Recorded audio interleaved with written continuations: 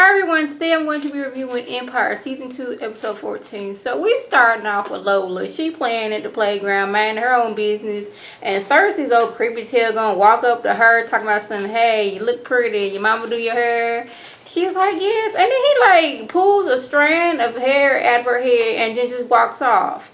And I have multiple problems with this situation right here because, like, why was her mama not watching her? Or if it wasn't her mama watching her, whoever was watching her at the park, they was not on their job. Because, like, how this man not only walk up to Lola, call her by her name, you know, comments on her hair, pulls her hair out, and walks away, and you ain't noticing any of these things going on. Because, like, me at that age, my mom, she had taught me and my brother all about strangers. You could call me by name in front of my mama and I still wasn't going to say anything to you if I did not know you. The fact that she sat there and had a little bit of baby conversation with him, I was like, this is a clear case of stranger danger. And whoever was in charge of her at this time was off their game and apparently hadn't told her about strangers. Because he just clearly walked up looking creepy as all get out, talking to her, commenting on her hair, and just pulled this piece of hair out. I'm trying to figure out, after all this went on, did she even tell anybody, like, hey, some man pulled a piece of my hair out when I was at the park? Like, all these details was going on in my head. I'm like, really? Like, all this is going on, and ain't nobody knows this man came up and pulled a piece of hair out of this child's head. So Andre seems to be going through a loss of faith. Like, it's all of it's piling up at once. First, he and Rhonda lose their baby. Then he found out that his grandmother was bipolar, and that's where he gets it from. So now he's like, he doesn't want to know what to do. So he goes over to talk to Rhonda. He's like, yeah, I've been going to church. I ain't staying with Pastor. I've been, you know, at the hotel. And oddly enough, she's happy about this because she don't like this religious Andre. She like the low down dirty, we cheat on each other to like climb our way to the top. But he's like, he just wants them back. But she's like, when I was at the happiest is when we was trying to doggone sabotage your brothers so we become, you know, in charge Empire. That's the Andre I want. But I was like, that Andre had so much stress on him and he was doing so much that, like,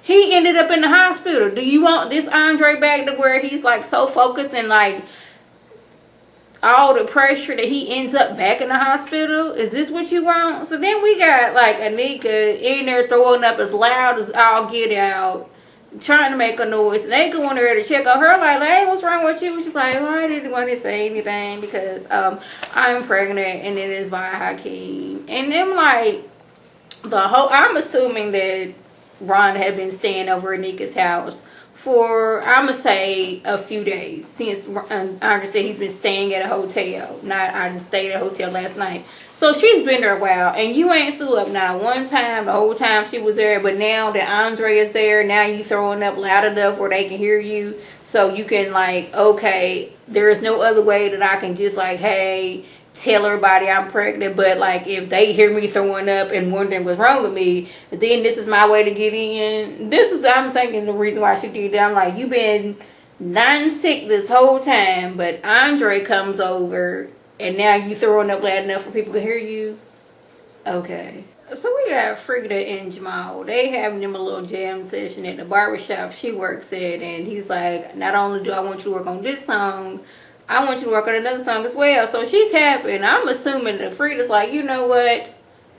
I'm not balling right now. So I'm not going to give up the good job that I do have on the hopes that, hey, I'm going to make it over here. And I'm like, see, that's what you need to do. These people, they get a little bit of money. And they're like, oh, I'm quitting my job and not have anything to fall back on. Freda's like, bump that. I'm going to keep this barbershop job. I may not be making millions, but I'm going to be making money so I can pay my rent and I can eat. So I'm not going to head Freda. So some dude comes in. Jamal, he done walked off. And some dude, he sits down at this like memorial chair for Frank Gatz. And they're like, you know good and doggone well, you're not supposed to be sitting in that chair right there. But I don't know if he like didn't know that, hey, I'm not supposed to be. Well, he knew he wasn't supposed to sit there, but I guess he didn't know that, hey, he's sitting here gonna get my tail beat up. Because Freda, she comes over, I don't know where the gun came from, but all I know is she gets pistol whipping this dude and telling her crew to throw him out. But he's like, he said something disrespectful about Frank, talking about something he did. He wouldn't nobody. He said something. I couldn't really keep up because I was taking my notes, and like gun just like appeared in her hand. I guess she keeps a gun on her at all times in case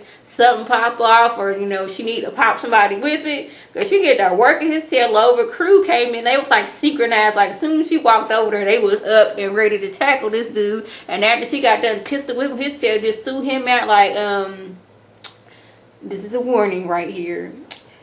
I'm gonna let you tell anybody and everybody they sit in this chair that is memorialized for my daddy, they gonna get the same treatment as you.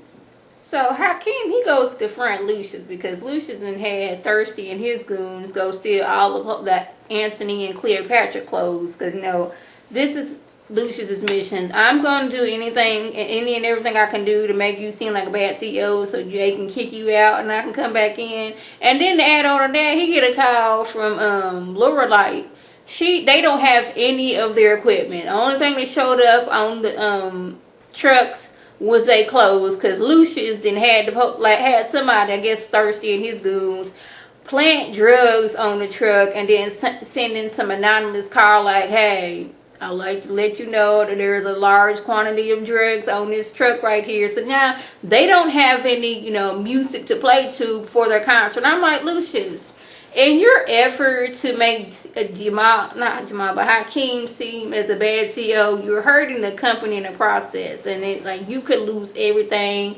trying to take it from him. And I don't know if he realized that, but like Lucious is on this whole other, I'm going to do any and everything I can do to like get back the spot that I want to be at. At one point, he had like a little meeting with some of the I guess shareholders or people on board, and they was like, you know, we ain't really want to kick you out. That was all about, you know, Mimi's tail. But like, since you know she's, you know, gone, God rest her soul, you know, we want to work with you again. So Cookie comes in and like, so she didn't told Lucious, she didn't figure out that Freda is Frank Gat's daughter. So now, you know, it's her mission in life. She wants to keep Freda away from her boys, but you know, Lucious like, you know what, I ain't had nothing to do with the daddy getting killed. I was in a whole separate area. Yeah, Lucious, you may not have physically killed the man, but you were the one who placed the order. You didn't promise about 4 or 5 dudes, you know, I'm going to help out your mama with her house. I'm going to help out your baby with, you know, their medicine. I'm going to put some money on your books. You just like music, so I'm going to help you out. These are the people that you may not physically did it, but you know you had something to do with that, Lucious. But his thing is, I didn't touch the man, so therefore I didn't kill him. So like I said, Cookie, she is on a mission to keep Freda away from her boys. Now she didn't figure out that is Frank Gat's daughter. She turned state's evidence on him. He ended up dying because Lucious was trying to save Cookie. So she's like, okay, this child ain't gonna be around my boys. So she brings in a rapper that Jamal's like, okay, I can't remember what the child's name is. Forgive me. Like I said, I was taking my notes and I just couldn't remember the girl's name. But like, she's like, look here, Jamal, this girl, she wants to work with you. But the only problem is she doesn't do albums where there's another rapper on it. Meaning Freda can't be on there. But Jamal's like, I've been working with Freda. We done already got songs together. And it's all we gotta do is just make it and just put it out there. And bam, boom, we done. So now you want me to work with this new girl? Like Jamal, he's having issue with that. But, you know, Cookie's trying to, you know, get in her like, look here, baby. You know, I know you and Freda had that. That's nice and all. But, you know, this is like a well-known person. And this can skyrocket you with the Aces Award and all this other stuff. So now Jamal's like, this girl just got like kicked to the curb by Lucious and she was working on his album. So now you want me to kick her to the side after I like... we was having this like connection with our music and she was really good. So now you want me to work with this new girl who's a well-known artist and just kick Freda to the side again? So Jamal, he gets the family together because he wants to have a talk with him. The whole thing is he wants ANIKA to announce that, hey, she is pregnant. So ANIKA comes in, I'm pregnant. Cookie's like, look here, you're stupid, you're lying. Rhonda, you're stupid for bringing her here. HAKEEM, you're stupid for not wearing a condom. He's like, I don't know the baby mine. It's just like, you were the only person I've been with after I was with your daddy. So it's your baby. Like, there's a new heir to the throne. And Jamal's like, what we talking about this heir to the throne? We are not royalty. If we talking about heirs, then we need to be finding Lola. But Lucious like, look here, Jamal. Lola is not your child. Her daddy's name is like Marcus Jones. I had her tested, so we ain't got to worry about that. We need to be worrying about Nick over here. Then weasel her way back into the family yet again. And she was like, look here, I don't want nothing. I just want my baby to have, you know, a family. That's all I want out of life, is my baby to be no part of a family. I can see that. But then again, I don't really trust ANIKA. Yes, I believe she's pregnant by HAKEEM, but there's something else to it that she's up to that I think we're going to find out later on. So we got Lucious. He done broke into ANIKA's house. I'm like, how is he always breaking into people's house? First, he broke into Mimi's hotel room. Now he done broke into doggone ANIKA's house. He's sitting there waiting for her to come on, talking about some, look here. You pregnant by my son? Alright, this is what we gonna do. You gonna carry this baby to term. Once you had the baby, you gonna hand the baby over to HAKEEM. I'm gonna give you $10 million and you gonna carry your tail off and we ain't gonna see you no more. But she's like, my baby, it's worth a lot more than that. He's like, what? You want a house like Rhonda had, fully furnished and all that stuff? Is that what you want? But she was like, look here, Lucious. If I wanted to take you down, I could. Now, I'm paraphrasing because I know a lot of dirt that you did while we was together. Like, you hurt me. He's like, I hurt you. You slept with my son. She's like, well, you slept with Cookie. He's like, did you really think that I was going to leave Cookie for you? If you thought that, you was crazy. Because that wasn't about to happen. No, you didn't sleep with Brady. She says, I didn't sleep with Brady. I slept with HAKEEM. Yeah, I did that multiple times. And that's why I'm pregnant right here. But, like, yes. ANIKA got something on Lucious. And see, Lucious, you can't be doing all this dirt and people know about it and you get away with it. Yeah, you didn't. Two of the people you didn't know, you all the dirt you did. Bunky, you killed him. Andre, they didn't kill Vernon. So, ANIKA, if you smart and you do have dirt on Lucious, let him know now. If something happens to me, I'm going to have them look at you. And the dirt I have on you is going to come out. So you silencing me ain't going to help. So I got the information out everywhere. So if something happened to me, you going down. That's what I would do. So Lucious shows up to the shareholder meeting. Like, since he's not CEO, he still has, you know, shares in the company. Even if you got one share, you can show up to the shareholder meeting. So he's over there complaining about all that have gone wrong since HAKEEM has become CEO. Like, okay, what happened to the clothes with Anthony and Cleopatra? What happened to that concert? Like, I know this, like, digital thing y'all was going on. That messed up. That right there, that was Andre's business. Because, like, he's back to that old Andre to where I'm going, like, I look like I'm helping you, but I'm sabotaging you all the while. Like, just about all the stuff that Lucious was complaining that like fell apart since Andre was CEO. He had a hand of sabotaging it. Like the clothes he had, Thirsty and his dudes come take those clothes, send them somewhere else. The equipment for the concert with Tiana and Roger Tois. He doggone planted drugs on there. That whole situation about the little digital thing, yeah, Andre, you know, he was behind that. So they have a meeting and they kick HAKEEM off of the board of being off of being CEO, but it's like they like Cookie instead. So I would love if they nominate Cookie as CEO of Empire after Lucious done all that stuff that he done, thinking that he's gonna come back in.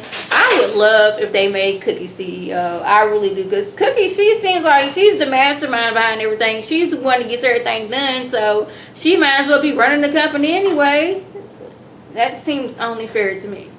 So we got Jamal. So after he decided to work with well-known rapper girl, he comes to the studio to work and she's not there. She's in Tokyo because she's on a promotional tour. So he's like, how am I supposed to work with her if she's not there? So Cookie's like, oh, she left, you know, a little sample on there. Y'all been working out, you know. Lil Wayne does this all the time. He, you know, records stuff from his tour bus and just sends it off and gets things done. But like, this is not Jamal's process. He has a different kind of process. So he's like, okay, I'm going to try to do this. So he gets in the studio and like listens to her verse and does his verse. But it's not the same because he's used to having Freda there and they bouncing their kinetic energies off of each other. They're like musically like inclined with each other. They work so well together. Her rap and his singing, it just meshes well together. And he's just not feeling it. So he goes to see... what is her name? Freda's like, you know what?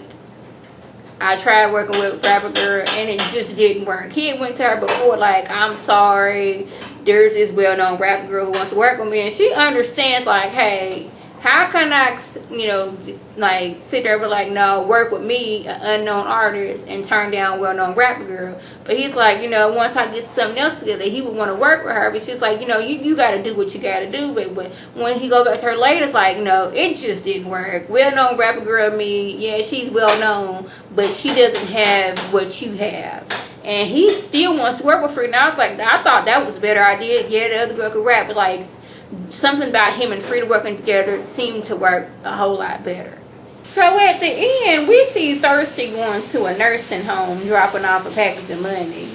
And it appears that Lucious's mama is alive, because we got doggone, what's Leslie Uggams playing his mama in a nursing home, singing that song that she used to sing to Lucious when he was little. So I'm like, she's alive. Like, why did he lie about her being dead? It's because she was bipolar and he just didn't want to deal with her or let anybody know about her. Like, you just been dropping off money and making sure she's taken care of like the last 30, 40 years or however long it's been.